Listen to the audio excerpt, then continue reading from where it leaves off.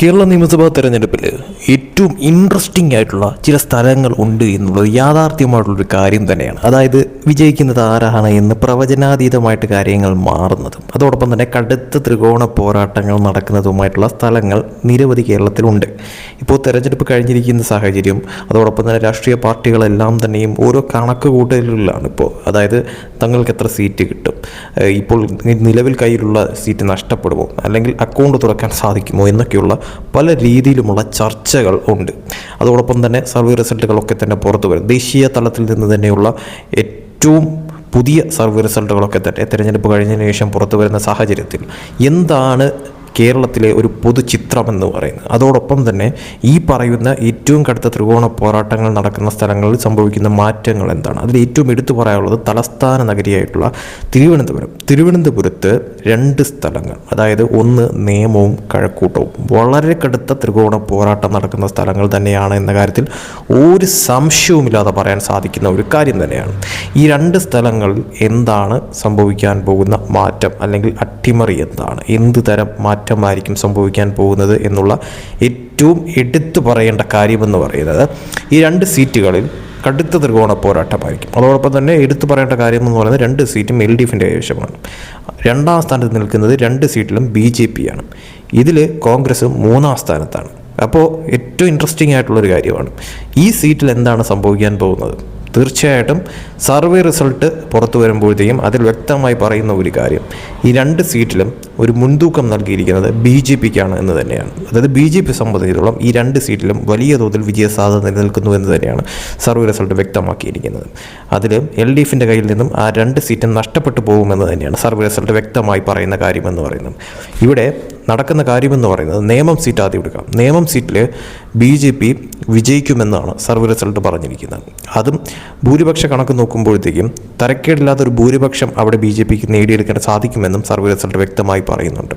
അതോടൊപ്പം തന്നെ അവിടെ LDFിൻ്റെ വോട്ടുകൾ കുത്തനെ കുറയുമെന്നും പറയുന്നു. UDFിനും അവിടെ കാര്യമായിട്ടുള്ള നേട്ടമുണ്ടാക്കാൻ സാധിക്കത്തില്ല എന്ന് പറയുന്നത്. അതായത് കഴിഞ്ഞ പ്രാവശ്യം നേടിയ വോട്ടുകൾ പോലും UDFിന് നിയമത്തിൽ ലഭിക്കില്ല എന്നാണ് സർവേ റിസൾട്ട് സൂചിപ്പിക്കുന്ന കാര്യമെന്ന് പറയുന്നത്. അങ്ങനെ നോക്കുമ്പോഴത്തേക്കും വോട്ട് കൂടുന്നത് അവിടെ BJPക്കായിരിക്കും, വോട്ട് കുറയുന്നത് LDFിനും UDFിനും ആയിരിക്കുമെന്നാണ് സർവേ റിസൾട്ട് സൂചിപ്പിക്കുന്ന കാര്യമെന്ന് പറയുന്നത്. അതോടൊപ്പം തന്നെയാണ് രണ്ടാമത്തെ മണ്ഡലമായിട്ടുള്ള കഴക്കൂട്ടം. ഇവിടെയാണ് ശരിക്കും പ്രവചനാതീതമായിട്ട് കാര്യങ്ങൾ മാറുന്നതെന്ന് പറയുന്നത്.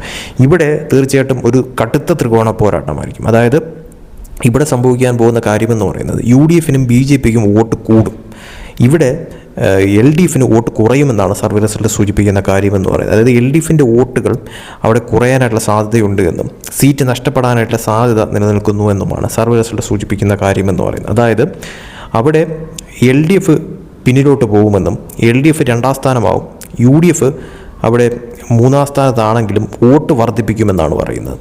BJPക്ക് ഒന്നാം സ്ഥാനം അവിടെ നേടിയെടുക്കാൻ സാധിക്കുമെന്നും പറയുന്നു. അതായത് അവിടെ വോട്ട് ഡിഫറൻസ് വളരെ നേരിയ തോതിലായിരിക്കും, പ്രവചനാതീതമായിരിക്കുമെന്നും പറയുന്നു.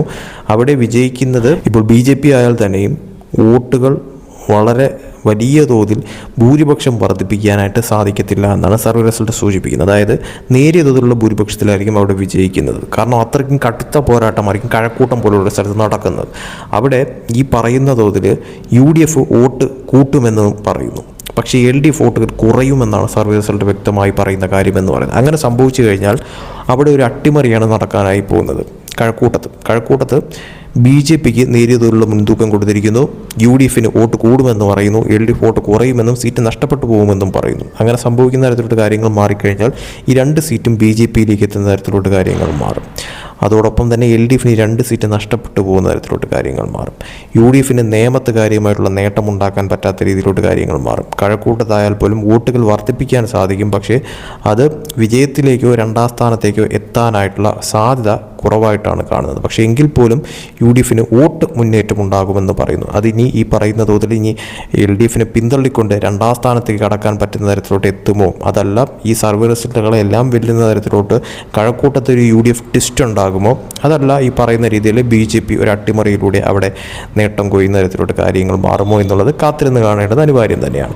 ഇനി നേരെ നിയമത്തിലേക്ക് വന്നു കഴിഞ്ഞാലും നിയമത്ത് രാജീവ് ചന്ദ്രശേഖരന് കൃത്യമായിട്ടുള്ളൊരു വിജയം അവിടെ കണക്കാക്കുന്നുണ്ട് എന്നാണ് സർവേ റിസൾട്ട് റിസൾട്ട് നോക്കുമ്പോഴത്തേക്കും മനസ്സിലാവുന്ന ഒരു കാര്യമെന്ന് പറയുന്നത്, അതായത് അവിടെ ഈ പറയുന്ന തോതിൽ UDF-നായാലും LDF-നായാലും വോട്ട് കുറയുന്ന തരത്തിലോട്ട് കാര്യങ്ങൾ മാറുകയും അവിടെ BJP വോട്ടുകൾ കൂടുന്ന തരത്തിലോട്ട് കാര്യങ്ങൾ മാറുകയുമാണ് ചെയ്യുന്നത് എന്ന് വ്യക്തമായി സർവേ റിസൾട്ട് പറയുന്നുണ്ട്. അപ്പോൾ ഇതിൽ കഴക്കൂട്ടം വളരെ ടൈറ്റ് ഫൈറ്റായിട്ട് കാര്യങ്ങൾ മാറുമെന്നും അതേസമയം നേമത്തെ സംബന്ധിച്ചുള്ള നേമത്തും BJPക്ക് നേരിയ തോതിലുള്ള ഭൂരിപക്ഷം ഉണ്ടാക്കിയെടുക്കാൻ സാധിക്കുന്ന തരത്തിലോട്ട് കാര്യങ്ങൾ മാറുമെന്നും എന്നാലും അവിടെ ഒരു ത്രികോണ പോരാട്ടമായിട്ട് തന്നെ കടുത്ത രീതിയിൽ കാര്യങ്ങൾ മാറുമെന്നും തന്നെയാണ് സർവേ റിസൾട്ട് സൂചിപ്പിക്കുന്ന കാര്യമെന്ന് പറയുന്നത്. എന്തായാലും കൃത്യമായി പറയാൻ സാധിക്കുന്ന ഒരു കാര്യം, ഈ 2 സീറ്റിലും ഒരു ത്രികോണ പോരാട്ടമായി കാര്യങ്ങൾ മാറി മറിയുമെന്ന കാര്യത്തിൽ സംശയമില്ല.